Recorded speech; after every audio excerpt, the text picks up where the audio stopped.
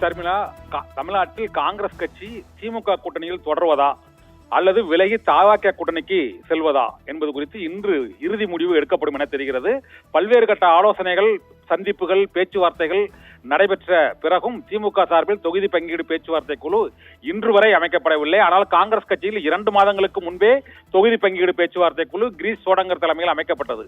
அவர் தொகுதி பங்கீடு குழு தலைவராக தமிழக காங்கிரஸ் கட்சியின் மேலிட பொறுப்பாளராக தொடருவாரா அல்லது புதியவர் நியமிக்கப்படுவாரா என்ற கேள்வி ஒருபுறம்.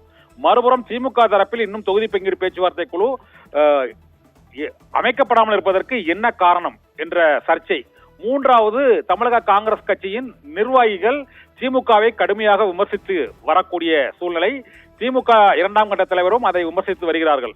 ஐந்தாவதாக, தவேகா தரப்பில் ரகசியமாக காங்கிரஸ் கட்சி தரப்பில் பேச்சுவார்த்தை பிரவீன் சக்கரவர்த்தி உள்ளிட்டோர் நடத்தி வருவது ஆகிய இந்த 5 சிக்கல்களையும் களைவதற்காக ராகுல் காந்தி இன்று புதிதாக நியமிக்கப்பட்ட 71 மாவட்ட தலைவர்கள் மற்றும் தமிழ்நாடு காங்கிரஸ் கமிட்டி தலைவர் செல்வ பெருந்தகை உள்ளிட்டோருடன் மல்லிகார்ஜுன கார்கே, கே.சி. வேணுகோபால் மற்றும் ப. சிதம்பரம் உள்ளிட்ட காங்கிரஸ் கட்சியின் முக்கிய நிர்வாகிகளின் கருத்துக்களை கேட்க இருக்கிறார். இதில் புதிதாக நியமிக்கப்பட்ட 71 நிர்வாகிகளில் பல்வேறு கோஷ்டிகளைச் சேர்ந்தவர்கள் சார்பாக நியமிக்கப்பட்ட மாவட்ட தலைவர்கள் இருக்கிறார்கள்.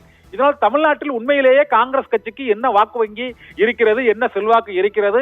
கடந்த முறை போட்டியிட்ட 25 தொகுதிகளில் 18 தொகுதிகளில் வெற்றி பெற்றவர்களுக்கு இப்போதும் அந்த தொகுதிகளில் செல்வாக்கு இருக்கிறதா?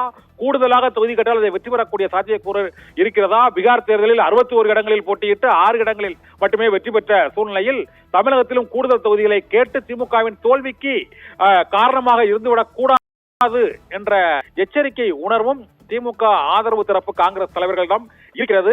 ஆனால் காங்கிரஸ் கட்சியின் தரப்பில் ஆட்சியில் பங்கு, கூடுதல் எம்எல்ஏக்கள் மற்றும் கட்சியில் வயதான தலைவர்களே இருப்பதால் புது ரத்தம் பாய்ச்சுவதற்காக தமிழக வெற்றி கழகத்தோடு கூட்டணி அமைத்து இந்த முறை களம் கண்டு கட்சியை வளர்க்க ஒரு முடிவு எடுக்கலாமா என்றும், இது ஒரு ஆசிட் டெஸ்ட் மற்றும் இது ஒரு நெருக்கடியான சூழ்நிலை மற்றும் இது காங்கிரஸ் கட்சிக்கு ஒரு பெரிய சிக்கலை ஏற்படுத்திவிடும் என்று பல்வேறு விதமான விமர்சனங்கள் வைக்கின்றன. அனைத்து சந்தேகங்கள், பிரச்சனைகள், சர்ச்சைகள் மற்றும் திமுகவுடனான கூட்டணி நீடிப்பதா வேண்டாமா என்பது உள்ளிட்ட பல்வேறு அம்சங்கள் குறித்தும் இன்று இந்த மாவட்ட தலைவர்களிடம் கருத்துக்களை கேட்ட பிறகு ராகுல் காந்தி இறுதி முடிவை அறிவிப்பார் என எதிர்பார்க்கப்படுகிறது.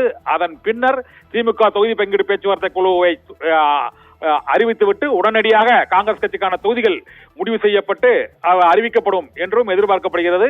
இதனால் இன்று டெல்லியில் நடைபெறும் கூட்டத்தின் முக்கிய அம்சம் காங்கிரஸ் திமுகவில் தொடர்கிறதா, தவேகாவில் இணைகிறதா?